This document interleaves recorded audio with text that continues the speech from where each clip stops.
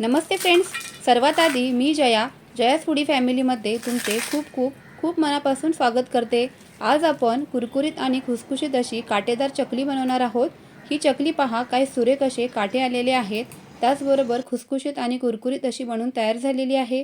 दिवाळीची साफसफाई, खरेदी, फराळ बनवणे अशी घरातील बरीच कामे असल्यामुळे बऱ्याच माझ्या मैत्रिणींना भाजणी बनवण्यासाठी देखील वेळ मिळत नाही. तर त्यासाठीच आज आपण बिना भाजणीची खुसखुशीत अशी चकली बनवणार आहोत.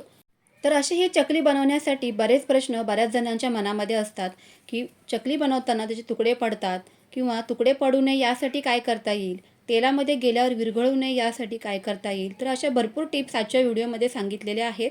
घाईच्या वेळेला केव्हाही ही चकली आपण झटपट बनवू शकतो. अजिबात तेलकट बनत नाही आणि सर्वात महत्त्वाचे म्हणजे फक्त 2च साहित्यांपासून आजची ही चकली बनवून तयार होणार आहे. सर्वच घरातील मंडळी व पाहुणे नक्कीच खुश होतील.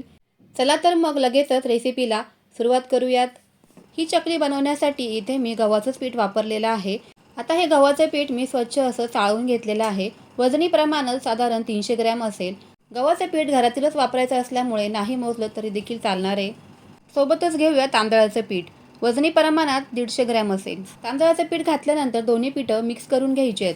चकली बनवण्यासाठी हे 2च महत्त्वाचे घटक आहेत. बाकीचे साहित्य तर आपल्या घरामध्ये अवेलेबल असतातच. हे दोन्ही पीठं आता व्यवस्थित असे मिक्स झालेले आहेत. तर आता हे मी वाफवून घेणार आहे. असं वाफवून घेतल्यामुळे ही चकली आपली अजिबात तेलकट होत नाही आणि त्याचबरोबर खुसखुशीत अशी बनवून तयार होणार आहे. त्याचमुळे पिठाची उकड काढण्याची इथे आपल्याला अजिबात गरज पडत नाही. हे पीठ मी आता एका सुती कापडावर काढून घेतलेलं आहे. तरी पण लक्षात ठेवायचं आहे की हे कापड घेताना शक्यतो सफेद रंगाचं घ्यावं. कलरचं जर का वापरलं किंवा रंगीत जर का वापरलं तर त्याचा कलर आपल्या पिठाला लागणार नाही ना, तर याची इथे काळजी घ्यायची आहे. या पिठाची आपल्याला एक गाठोडं बांधून घ्यायचं आहे किंवा अशा पद्धतीने मी दाखवते त्याप्रमाणे त्याला एक अशी गाठण बांधून घ्यायची आहे, जेणेकरून आपलं पीठ हे सुटणार नाही. हे पीठ वाफवणार असल्यामुळे खालचं कुकरमधलं किंवा त्यामध्ये पाणी जाऊ नये यासाठी असं हे आपल्याला इथे बांधून घ्यायचं आहे. कुकरमध्ये या पद्धतीने 1 ते 1.5 ग्लास पाणी घालायचं आहे, जाळी ठेवायची आणि त्यावरती असा डबा ठेवायचा आहे कुकरचा आणि त्यामध्ये हे आपण जे गाठोडं बांधलेलं आहे पिठाचं तर ते ठेवून द्यायचं आहे. कुकरला अशी शिट्टी न लावताच इथे आपल्याला गॅसवरती मीडियम गॅसवर 15 मिनिटं हे असंच ठेवून द्यायचं आहे आणि 15 मिनिटामध्ये आपल्याला हे पीठ देखील शिजवून घ्यायचं आहे. या ठिकाणी तुम्ही स्टीमरचाही वापर करू शकता. 15 मिनिटांनंतर गॅस बंद केलेला आहे. आता आपण इथे कुकरचं झाकण काढून घेऊयात. 15 मिनिटामध्ये आपले पीठ छान असे वाफवून झालेले आहे. ते मी एका ताटामध्ये काढून घेते. हे पीठ वाफवल्यानंतर याचा घट्टसर असा एक गोळा तयार होतो बघा, या पद्धतीचा. त्यामुळेच हे पीठ एका ताटामध्ये मी काढून घेते, म्हणजे आपल्याला हे पीठ मोकळं करून घेता येईल. पीठ असं ताटामध्ये काढल्यानंतर संपूर्ण असं याच्या गाठी फोडून आपल्याला हे पीठ मोकळं करून घ्यायचं आहे. म्हणजे सुरुवातीला आपण जसं पीठ घेतलं होतं अगदी तसंच. आता हे पीठ गरम असल्यामुळे चमच्याचा वापर करून सर्वच या ज्या गाठी झालेल्या आहेत त्या मी इथे फोडून घेते. आता इथे चमच्याने कितीही या गाठी फोडून घेतल्या तरी देखील एखादी अर्धी ही याच्यामध्ये गुठळी किंवा गाठी राहणारच आहेत. त्यामुळे आपल्याला आता हे पीठ जे आहे ते नंतर असं चाळूनच घ्यायचं आहे, म्हणजे मग या संपूर्णच गाठी फोडायला आपल्याला इथे मदतच होईल. त्याकरिताच इथे मी एक चाळणी घेतलेली आहे. तर याच्यामध्ये आता आपल्याला हे सर्वच पीठ असं चाळून घ्यायचं आहे व्यवस्थित. बघा, अगदी मस्त हे पीठ आपलं इथे चाळून झालेलं आहे. अगदी पहिल्यासारखंच आपल्याला इथे गव्हाचं पीठ आणि तांदळाचं पीठ तयार झालेलं आहे. सर्वच पीठ असं चाळून झाल्यानंतर त्यामध्ये काही मसाले घालायचे. तर त्यासाठी इथे मी ओवा घेतलेला आहे 1 चमचा, अर्धा चमचा हिंग घेतला आहे, लाल तिखट घ्यायचं आहे आवडीप्रमाणे, मीठ घ्यायचं आहे आणि तीळ घ्यायचे आहेत, पांढरे तीळ. आता हा जो ओवा आहे आपल्याला असं हातावरती कुस्करून घालायचा आहे, जेणेकरून त्याचं जे चव आहे ती आणखीनच वाढेल. ओवा असा हातावर कुस्करून घातल्यामुळे चकलीला फ्लेवर देखील खूप छान येतो. आता संपूर्ण साहित्य या पिठामध्ये मस्त असं मिक्स करून घ्यायचं आहे. लाल तिखटाचं प्रमाण तुमच्या आवडीनुसार करायचं आहे. या चकलीमध्ये मसाला अजिबात घालायचा नाही आहे, फक्त लाल मिरची पावडरचाच इथे आपल्याला वापर करायचा आहे. पीठ इथे वाफवून घेतल्यामुळे तेल घालण्याची अजिबात आवश्यकता नाही आहे. तेल किंवा तेलाचे मोहन न वापरता सुद्धा इथे आपल्या चकल्या अगदी मस्त खुसखुशीत आणि कुरकुरीत अशा बनवून तयार होतात. त्याचबरोबर अतिशय चविष्ट देखील होतात. त्यामुळे मी जरासुद्धा इथे तेलाचा वापर केला नाही आहे. हे पीठ मळण्यासाठी नॉर्मल टेम्परेचरचाच आपल्याला इथे पाण्याचा वापर करायचा आहे आणि त्या पाण्यामध्येच आपल्याला हे पूर्ण पीठ असं मळवून घ्यायचं आहे. लक्षात ठेवायचं आहे की इथे आपल्याला हा जो पिठाचा गोळा आहे तो घट्टसर असाच मळवून घ्यायचा आहे. ही सर्वात महत्त्वाची स्टेप आहे. पीठ असं घट्टसर मळून तयार केल्यामुळे आपली चकली इथे अजिबात तेल पीत नाही आणि मस्त असे काटे देखील बनवून तयार होतात आणि यामुळेच ती आतून अशी मस्त पोकळ बनवून तयार होते. चकली बनवताना फक्त आताच्याच नाही तर तळताना देखील काही टिप्स लक्षात घ्यायच्या आहेत.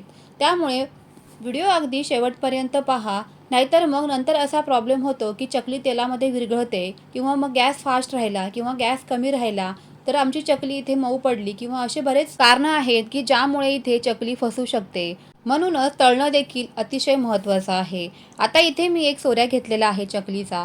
तर चकलीच्या सोऱ्यामध्ये लक्षात घ्यायचे की ही जी प्लेट असते तर त्याची एक बाजू अशी खडबडीत असते आणि एक बाजू मऊ असते. तर खडबडीत बाजू जी असते ती आतमध्ये करायची आहे आणि मऊ बाजू जी असते ती बाहेरून करायची आहे.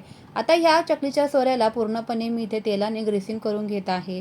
कारण असं पीठ घातल्यामुळे काय होतं की या पितळाच्या सोऱ्यामुळे आपलं जे पीठ आहे ते काळं पडतं. तर पीठ इथे काळं पडू नये आणि सोऱ्याला देखील चिटकू नये यासाठी इथे आपण आधी सुरुवातीला असं तेलाने ग्रीसिंग करून घ्यायचं आहे. त्यामुळे सोऱ्याला तुम्ही तेल इथे अवश्य लावून घ्या. आता ह्या पिठामधलं काही पोर्शन घ्यायचं आहे आणि त्याला असं हातावर वळवून घ्यायचं आहे. सिलेंडर शेप द्यायचा आहे त्याला, जेणेकरून आपण जेव्हा ह्या सोऱ्यामध्ये पीठ घालू तर तेव्हा ह्या पिठामध्ये कुठल्याच प्रकारचा गॅप किंवा पोकळी राहता कामा नये, जेणेकरून आपण ज्यावेळेस चकली पाडणार आहोत तर त्यावेळेस ती एकसारखी अशी पाडून तयार होईल. त्यामुळे इथे देखील ही स्टेप लक्षात ठेवायची की पीठ अगदी भरताना व्यवस्थित भरायचं आहे, कुठेच गॅप वगैरे ठेवायचा नाही आहे. जितकं पीठ ह्या सोऱ्यामध्ये बसेल तेवढंच पीठ ह्यामध्ये घालून घ्यायचं आहे, कारण यामध्ये जर हवा राहिली ना चकली पाडताना तुटू शकते.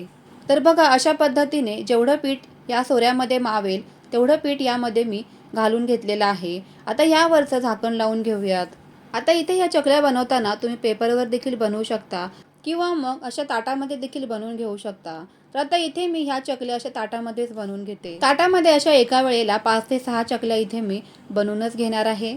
चकली बनवताना त्याचं जे प्लेट आहे तर मी सांगितल्याप्रमाणे खडबडीत बाजू जी आहे ती आतल्या बाजूने केल्यामुळे तुम्ही इथे पाहू शकताय चकलीला काटे देखील अतिशय सुरेख असे आलेले आहेत. चकली अशी बनवून झाल्यानंतर शेवटचं जे टोक आहे ना ते असं आतल्या बाजूने दाबून घ्यायचं आहे.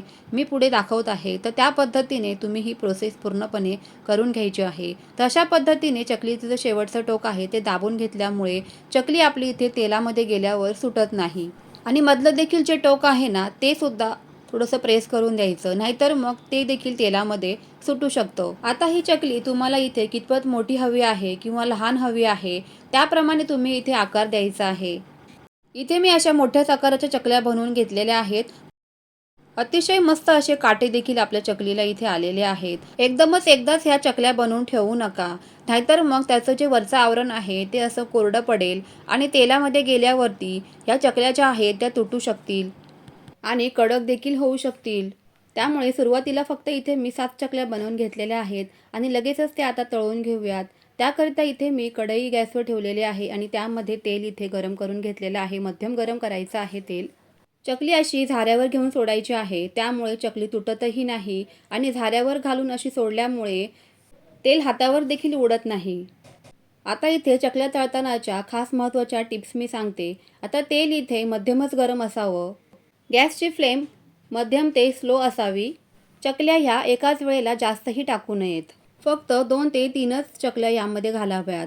तुमच्या कढईमध्ये मावेल तेवढ्याच. कारण त्यांना फुलायलाही जागा लागते आणि एकदमच चकल्या घातल्या की ते तेल देखील थंड होतं आणि तेल इथे थंड झाल्यामुळे चकल्या ते शोषून घेतात. तेलामध्ये चकल्या घातल्याबरोबरच खूप जास्त प्रमाणात बुडबुडे निघत आहेत. ज्या वेळेला हे बुडबुडे कमी होतील आणि चकल्या आपल्या अशा हार्ड झाल्या म्हणजे एका बाजूने छान अशा क्रिस्पी झाल्या की मगच त्या उलटून घ्यायच्या आहेत. त्याआधी उलटण्याची घाई नाही करायची. तोपर्यंत यांना हातही नाही लावायचा, नाहीतर मग या चकल्या तेलामध्ये तुटू शकतील. आता इथे तुम्ही पाहू शकताय की चकल्याचा हलकासा रंग देखील बदललेला आहे आणि बुडबुडे सुद्धा कमी झालेले आहेत. चकल्या तळत असताना अशा तळाशी जाऊन बसतात म्हणजे इथे समजायचं आहे की आपल्या चकल्या इथे बनून तयार झालेल्या आहेत.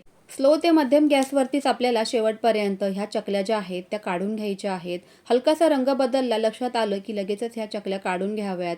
आता चकल्या तुम्ही इथे पाहू शकताय की अगदी तळाशी जाऊन बसलेल्या आहेत, म्हणजे इथे ह्या चकल्या आपल्या बनवून तयार झालेल्या आहेत. तर आता अशाच पद्धतीने ह्या चकल्या मी काढून घेते आणि सर्वच चकल्या इथे बनवून घेते. सांगितलेल्या योग्य प्रमाणामध्ये तुम्ही जर का पहिल्यांदाच चकल्या बनवत असाल तर अगदी पहिल्याच प्रयत्नामध्ये तुमच्या देखील चकल्या अशा मस्त अशा काटेरी आणि खुसखुशीत अशा बनवून तयार होणार आहेत.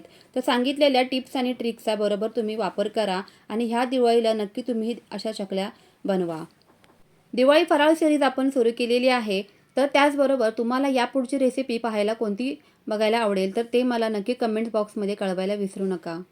तळून झाल्यानंतर देखील तुम्ही पाहू शकताय की तेलामध्ये आपली चकली अजिबातच विरघळली नाही आहे किंवा त्याचे तुकडे देखील पडलेले नाही आहेत. काटे तर तुम्ही बघतच आहात काय सुरेख आलेले आहेत. आता इथे मी तुम्हाला एक चकली अशी हातावर घेऊन दाखवते. चकली अजिबात इथे तेलकट झालेली नाही आहे. तर तुम्ही इथे पाहू शकताय अजिबातच तेल शोषून घेतलेलं नाही आहे. मस्त अशा मोकळ्या आपल्या इथे चकल्या बनवून तयार झालेल्या आहेत. तर हाताला देखील अजिबातच तेल लागत नाही आहे. त्यामुळे मस्त अशा तेलकट न होणाऱ्या चकल्या तुम्ही देखील नक्कीच ट्राय करा. एक चकली मी तुम्हाला मोडून दाखवते. तर पाहू शकताय किती खुसखुशीत आणि कुरकुरीत अशी चकली इथे बनून तयार झालेली आहे. ती घेतलेल्या प्रमाणामध्ये बरोबर 25 चकल्या इथे बनवून तयार झालेल्या आहेत. आजची रेसिपी जर तुम्हाला आवडली असेल तर तुमच्या फ्रेंड्स आणि फॅमिलीसोबत जास्तीत जास्त शेअर नक्की करा. चला तर मग फ्रेंड्स पुन्हा भेटूयाच पुढच्या रेसिपीसोबत. तोपर्यंत बाय बाय.